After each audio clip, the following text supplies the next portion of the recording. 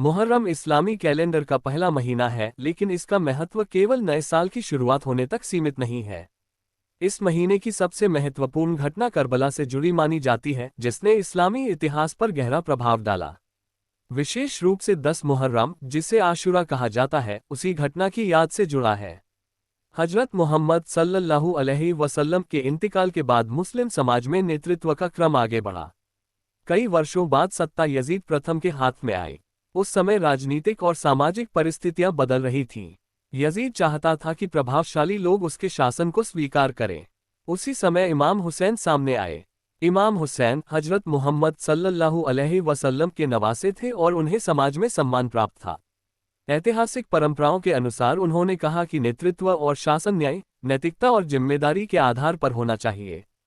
इसी कारण उन्होंने समर्थन देने से इनकार किया।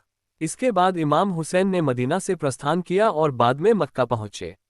कुछ लोगों के बुलावे और परिस्थितियों को देखते हुए उन्होंने आगे यात्रा जारी रखी।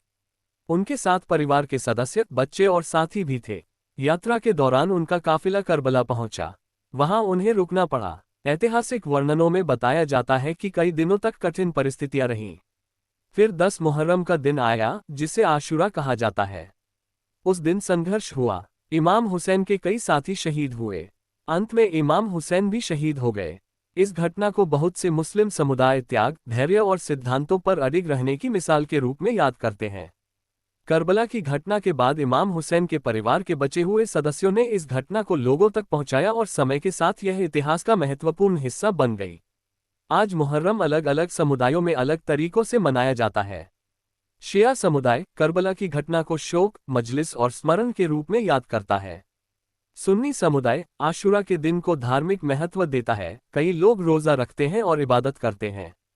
मुहर्रम का मूल संदेश अक्सर इस रूप में समझा जाता है कि कठिन परिस्थितियों में भी इंसान अपने सिद्धांत, न्याय और सत्य को महत्व दे सकता है।